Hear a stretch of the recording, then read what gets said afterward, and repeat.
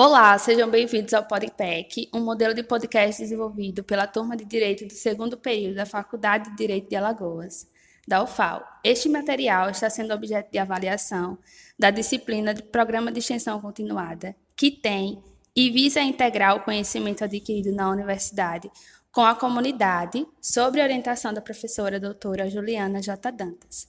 Nós, eu, Fislane, William Gabriel e José Roberto, alunos da FDA, iremos traçar o tema central do nosso podcast, que é a intolerância, com um enfoque especial na intolerância reproduzida nas redes sociais e suas possíveis repercussões jurídicas.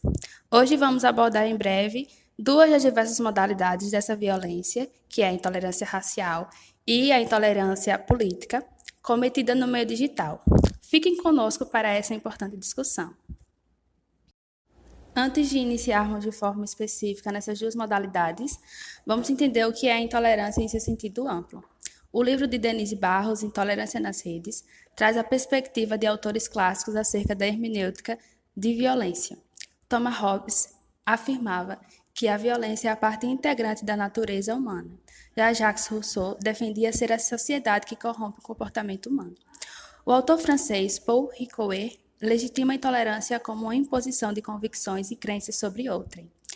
Ainda na sua obra, a autora expõe que a intolerância moderna ocorre baseada no igual versus o diferente. Agora que nós temos uma ideia sintetizada sobre a intolerância, tentaremos abordar como ele acontece no mundo virtual, visto que é importante entender como essa violência se expande e um dos seus terrenos, que propicia essa expansão é o meio digital. O fato de estar sempre conectado faz com que a proliferação de discursos de ódio seja produzida e reproduzida. No Brasil, de acordo com a agência Nova SB, a Operação Digital, os dados da ONG Safernet, entre os anos de 2010 a 2013, foram mais de 200% o número de denúncia contra as páginas que publicavam assuntos racistas, homofóbicos, religiosos, neonazistas, dentre outras modalidades de intolerância. Logo, percebe-se que as redes sociais trouxeram uma ampliação do discurso intolerante, bem como o anonimato diante dessas falas. Outro ponto bastante importante, que implica numa demora no reconhecimento e punição para quem comete esse tipo de ilícito, e vale ressaltar aqui também que, de acordo com a Constituição de 88, em seu artigo 5º, inciso 4º, o pensamento é garantido livremente, sendo proibido seu anonimato.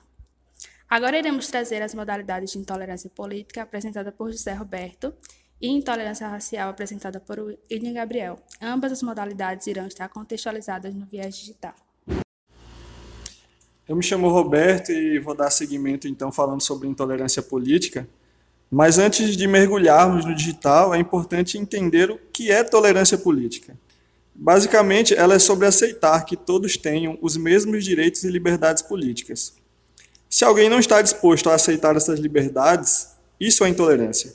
A intolerância política aparece quando pessoas ou grupos não querem ouvir ou aceitar ideias e opiniões diferentes, o que pode levar a desrespeito, hostilidade, discriminação e até mesmo violência. Então, Roberto, de qual forma nós podemos identificar um discurso intolerante? Então, são 6 as características, de um discurso intolerante. Manipulação de fatos para favorecer uma narrativa, distorcendo a história, Atacar a pessoa que faz o argumento, ao invés do argumento em si.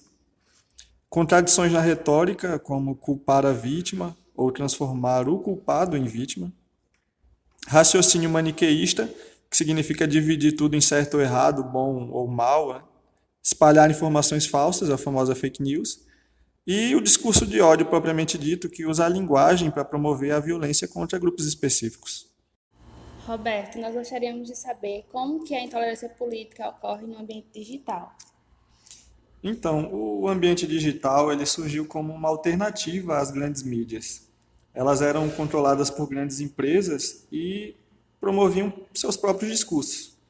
No entanto, a intolerância política acaba se espalhando mais facilmente no ambiente digital, especialmente nas redes sociais. Esses espaços de interação, eles têm um poder de persuasão e oferecem mais perspectivas sobre o mesmo fato, fazendo com que os usuários se envolvam mais com certos assuntos. Na política, isso fica ainda mais claro, já que a participação política é vista como um dever de cidadania. Com mais pessoas expressando suas opiniões, a intolerância se torna mais comum e o discurso intolerante ganha mais visibilidade e se espalha mais facilmente. Então a gente pode se perguntar por que é importante falar sobre isso. De acordo com um relatório digital, em 2020, 4,5 bilhões de pessoas usam a internet, e esse número tende a crescer com o tempo. No meio digital, as pessoas tendem a ser mais agressivas do que fora das redes, muitas vezes porque se sentem anônimas. Isso leva a crimes, discursos de ódio e violação de direitos. Além disso, não há muita vergonha em ofender e discriminar pessoas com base em suas opiniões políticas, com 97,4% dos casos de intolerância política sendo bastante diretos e explícitos. E, Roberto, quais são os fatores que contribuem com a intolerância nas redes? Fake news e desinformação, por exemplo. As pessoas espalham notícias falsas para desmoralizar o outro lado, já que as informações não são checadas antes de serem espalhadas. Tem o fenômeno das bolhas informacionais. Os algoritmos das redes sociais mostram só conteúdos que reforçam as próprias crenças dos usuários, dificultando a convivência com as opiniões divergentes. A chamada sensação de anonimato. O usuário ele pode criar perfis falsos que permitem que as pessoas se sintam à vontade para espalhar o ódio e a violência. E também a polarização política. A partir de 2013, a polarização no Brasil aumentou, especialmente com políticos populistas. Roberto, existe uma relação direta entre o recente fenômeno da polarização política e o aumento nos casos de intolerância na rede? Então, no Brasil, a divisão política entre esquerda e direita, ela está cada vez mais intensa, como a gente viu nas campanhas eleitorais de 2018 e 2022. A radicalização está levando as pessoas a ignorar as opiniões diferentes. Em 2022, por exemplo, 25 estados registraram violência eleitoral, 21 homicídios em 14 desses estados. Uma pesquisa ela revelou que 54% dos eleitores enfrentaram constrangimento ou ameaça por causa dessas opiniões políticas. Esse aumento da violência também afeta a sociedade como um todo e pode causar problemas psicológicos como depressão e isolamento. Além disso, pode levar a crimes relacionados à escalada da violência. Embora a mídia não determine diretamente o comportamento político, ela pode influenciar a aceitação de valores democráticos ou valores autoritários. Então a gente acredita que isso é resultado de uma sociedade dividida e resistente ao debate, e isso, sem dúvida, ameaça a democracia. Então, certamente a polarização política tem influência sobre isso. Sabendo que o nosso podcast é relacionado com o direito, é importante compreendermos os aspectos legais relacionados a essa prática da intolerância política. Roberto, quais são os apontamentos que podemos observar? A Constituição Federal ela estabelece como um de seus fundamentos o pluralismo político. Não só isso, como também o princípio da dignidade da pessoa humana. Então, quando você age de forma intolerante, você acaba ferindo esses dois princípios, além, é claro, de direitos como a liberdade de expressão. Esses atos intolerantes, eles acabam evoluindo para crimes como ameaça, calúnia, difamação, injúria, que são tipificados no Código Penal. As redes sociais, elas têm mecanismos para denunciar esses conteúdos inadequados e são analisados pela plataforma. Além disso, serviços como o SaferNet Brasil e o Ministério dos Direitos Humanos, eles oferecem formas de denúncia anônima. E, é claro, é importante que a vítima registre o boletim de ocorrência na delegacia mais próxima. Roberto, existe uma relação direta entre o recente fenômeno da polarização política e o aumento nos casos de intolerância na rede? Então, no Brasil, a divisão política entre esquerda e direita ela está cada vez mais intensa, como a gente viu nas campanhas eleitorais de 2018 e 2022. A radicalização está levando as pessoas a ignorar as opiniões diferentes. Em 2022, por exemplo, 25 estados registraram violência eleitoral, 21 homicídios em 14 desses estados. Uma pesquisa ela revelou que 54% dos eleitores enfrentaram constrangimento ou ameaça por causa dessas opiniões políticas. Esse aumento da violência também afeta a sociedade como um todo e pode causar problemas psicológicos como depressão e isolamento. Além disso, pode levar a crimes relacionados à escalada da violência. Embora a mídia não determine diretamente o comportamento político, ela pode influenciar a aceitação de valores democráticos ou valores autoritários. Então a gente acredita que isso é resultado de uma sociedade dividida e resistente ao debate, e isso, sem dúvida, ameaça a democracia. Então, certamente a polarização política tem influência sobre isso. Sabendo que o nosso podcast é relacionado com o direito, é importante compreendermos os aspectos legais relacionados a essa prática da intolerância política. Roberto, quais são os apontamentos que podemos observar? A Constituição Federal, ela estabelece como um de seus fundamentos o pluralismo político. Não só isso, como também o princípio da dignidade da pessoa humana. Então, quando você age de forma intolerante, você acaba ferindo esses dois princípios, além, é claro, de direitos como a liberdade de expressão. Esses atos intolerantes, eles acabam evoluindo para crimes como ameaça, calúnia, difamação, injúria, que são tipificados no Código Penal. As redes sociais, elas têm mecanismos para denunciar esses conteúdos inadequados e são analisados pela plataforma. Além disso, serviços como o SaferNet Brasil e o Ministério dos Direitos Humanos, eles oferecem formas de denúncia anônima. E, é claro, é importante que a vítima registre o boletim de ocorrência na delegacia mais próxima. Então, pessoal, agora que nós já conversamos um pouco sobre o que é a intolerância política e tentamos entender como ela funciona no meio digital, nós iremos agora conversar um pouco com o William Gabriel sobre como funciona a intolerância racial nas redes sociais. Olá, gente, me chamo William Gabriel e vamos conversar agora sobre um tema de extrema relevância e urgência, a intolerância racial. Vamos discutir as raízes históricas do racismo, as leis que buscam combatê-lo e a importância da educação antirracista. Para isso, traremos dados recentes e referências de grandes autores que têm contribuído para o entendimento e combate ao racismo. Vejamos, o racismo no Brasil tem raízes profundas que remontam desde o período colonial.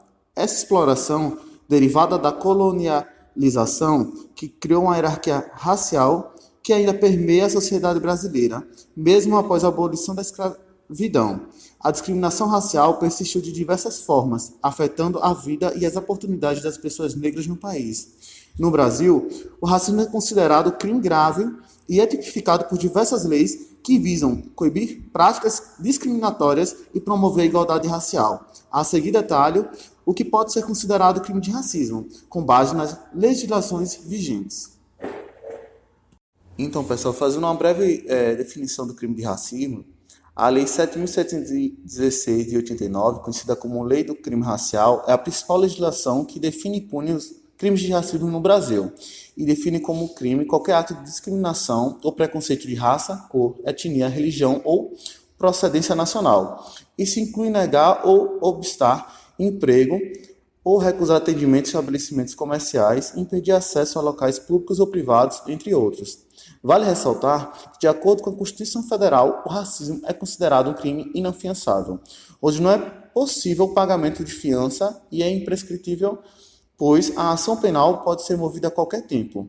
Também é possível com o advento da Lei 14.532, que traz a injúria racial no rol de crimes raciais, onde a vítima de crimes de racismo deve estar acompanhada de advogado ou defensor público. Podemos salientar que existem leis de combate ao racismo, visto que recentemente o projeto de lei 654 de 2024 foi apresentado na Câmara dos Deputados, propondo a inserção de aulas sobre direitos humanos e combate ao racismo nas escolas públicas de todo o país. E podemos destacar que um dos principais meios para colaborar para a diminuição da intolerância no país é a educação. A educação é uma ferramenta poderosa no combate ao racismo. A Lei 10.639 de 2003, que torna obrigatório o ensino da história e cultura afro-brasileira em toda a educação básica, é um marco importante, mas sua implementação ainda enfrenta desafios. Pesquisas mostram que 71% das secretarias municipais de educação não têm ações consistentes para atender à legislação. Bom, é importante lembrarmos da nova legislação de janeiro de 2023, a Lei 14.532, que tipifica a injúria racial como crime de racismo. Esta lei aumentou a pena para esse tipo de crime, que passou de 1 a 3 anos para 2 a 5 anos de reclusão. A nova legislação também considera agravante quando o crime é cometido por meio das redes sociais ou internet. Bom, pessoal, para finalizarmos, gostaria de concluir que o racismo no meio digital é um problema sério e crescente no Brasil. Enquanto as leis têm sido atualizadas para lidar com essa realidade, ainda existem desafios na sua aplicação efetiva. É crucial que haja um esforço contínuo, não apenas para punir os infratores, mas também para educar a sociedade sobre o impacto devastador do racismo, seja ele online ou offline. Além disto, é fundamental que as vítimas sejam encorajadas e apoiadas para denunciar estes crimes. Então, pessoal, fazendo uma breve definição do crime de racismo, a Lei 7.716 de 89, conhecida como Lei do Crime Racial, é a principal legislação que define e pune os crimes de racismo no Brasil e define como crime qualquer ato de discriminação ou preconceito de raça, cor, etnia, religião ou procedência nacional. Isso inclui negar ou obstar emprego ou recusar atendimento em estabelecimentos comerciais, impedir acesso a locais públicos ou privados, entre outros. Vale ressaltar que, de acordo com a Constituição Federal, o racismo é considerado um crime inafiançável, onde não é possível o pagamento de fiança e é imprescritível, pois a ação penal pode ser movida a qualquer tempo. Também é possível, com o advento da Lei 14.532, que traz a injúria racial no rol de crimes raciais, onde a vítima de crimes de racismo deve estar acompanhada de advogado ou defensor público. Podemos salientar que existem leis de combate ao racismo, visto que recentemente o projeto de lei 654 de 2024 foi apresentado na Câmara dos Deputados, propondo a inserção de aulas sobre direitos humanos e combate ao racismo nas escolas públicas de todo o país. E podemos destacar que um dos principais meios para colaborar para a diminuição da intolerância no país é a educação. A educação é uma ferramenta poderosa no combate ao racismo. A Lei 10.639 de 2003, que torna obrigatório o ensino da história e cultura afro-brasileira em toda a educação básica, é um marco importante, mas sua implementação ainda enfrenta desafios. Pesquisas mostram que 71% das secretarias municipais de educação não têm ações consistentes para atender a legislação. Bom, é importante lembrarmos da nova legislação de janeiro de 2023, a Lei 14.532, que tipifica a injúria racial como crime de racismo. Esta lei aumentou a pena para esse tipo de crime, que passou de 1 a 3 anos para 2 a 5 anos de reclusão. A nova legislação também considera agravante quando o crime é cometido por meio das redes sociais ou internet. Bom, pessoal, para finalizarmos, gostaria de concluir que o racismo no meio digital é um problema sério e crescente no Brasil. Enquanto as leis têm sido atualizadas para lidar com essa realidade, ainda existem desafios na sua aplicação efetiva. É crucial que haja um esforço contínuo, não apenas para punir os infratores, mas também para educar a sociedade sobre o impacto devastador do racismo, seja ele online ou offline. Além disto, é fundamental que as vítimas sejam encorajadas e apoiadas para denunciar estes crimes. Bom, é importante lembrarmos da nova legislação de janeiro de 2023, a Lei 14.532, que tipifica a injúria racial como crime de racismo. Esta lei aumentou a pena para esse tipo de crime, que passou de 1 a 3 anos para 2 a 5 anos de reclusão. A nova legislação também considera agravante quando o crime é cometido por meio das redes sociais ou internet. Bom, pessoal, para finalizarmos, gostaria de concluir que o racismo no meio digital é um problema sério e crescente no Brasil. Enquanto as leis têm sido atualizadas para lidar com essa realidade, ainda existem desafios na sua aplicação efetiva. É crucial que haja um esforço contínuo, não apenas para punir os infratores, mas também para educar a sociedade sobre o impacto devastador do racismo, seja ele online ou offline. Além disto, é fundamental que as vítimas sejam encorajadas e apoiadas para denunciar estes crimes. Então é isso, obrigado a todos por terem acompanhado até aqui o nosso trabalho. Fiquem à vontade para compartilhar esse episódio e juntos a gente pode construir uma sociedade mais justa e igualitária. Até a próxima!